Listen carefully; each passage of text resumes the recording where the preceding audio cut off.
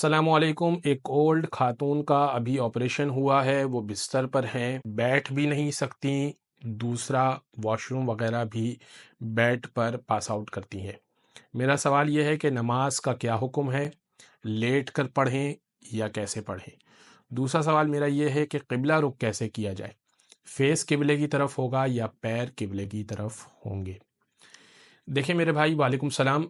سب سے پہلے تو یہ کہ جو بیڈ پر وہ پاس آؤٹ کر رہی ہیں، واش روم یا جو بھی ان کا اگر تو پاک کرنا ممکن ہے، پہلی بات تو یہ کہ اگر پاک کرنا ممکن ہے تو اس کو پاک کروایا جائے گا کسی بھی خاتون کی مدد سے، کسی بھی میٹ کی مدد سے، جو بھی گھر میں موجود ہے خاتون، اس کے ذریعے سے ان کو پاک کروایا جائے اور پھر ان کو نماز کے لیے آمادہ کیا جائے۔ اب اگر آپ کہتے ہیں کہ یہ ممکن نہیں ہے تو اس جگہ کو صاف کرنا اگر ممکن ہے تو اس جگہ کو صاف کر دیجئے، یعنی غلاظت کو صاف کر دیجئے، بے شک پھر وہ پاک نہ ہو پائے۔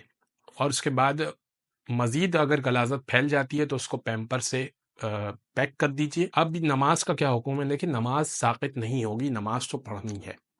نماز کے لیے وضو کے لیے کسی کی مدد دی جائے گی، اگر وہ خود کر سکتی ہیں، اگر نہیں کر سکتی بیڈ پر ہیں، اگر وہ نہیں کر سکتی تو کسی کے لیے مدد لی جائے گی اور مدد کے ذریعے سے وضو کروایا جائے گا۔ دوسری بات یہ کہ اب وہ قبلہ رخ کیسے ہوں؟ قبلے کے لیے جس طرح سے قبر میں انسان کو لٹایا جاتا ہے، یعنی کہ پہلا حصہ جو ہے سر اور سینہ اور پیر وہ قبلے کی طرف ہوتے ہیں، تو اس طرح سے بیڈ کو رکھا جائے گا کہ جس طرف قبلہ ہے اس طرف ان کو لٹایا جائے گا، یعنی دائیں کندھے کے ساتھ ان کو لٹایا جائے گا۔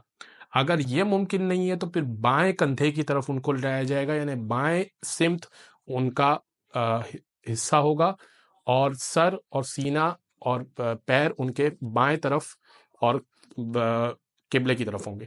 اگر یہ بھی ممکن نہیں ہے تو پھر پیر کی جانب ان کا قبلہ ہوگا اور پیر ان کے قبلے کی جانب ہوں گے، اور پھر اس طرح سے وہ نماز ادا کریں گی۔ نماز کیسے ادا کریں گی؟ نماز ایسے ادا کریں گی کہ اشاروں کی مدد سے ادا کریں گی۔ اگر وہ بیٹھ سکتی ہیں تو ان کو تکیے کی مدد سے بٹھایا جائے گا، اگر بیٹھ نہیں سکتی ہیں تو وہ لیٹے لیٹے اشاروں کی مدد سے نماز ادا کریں گی۔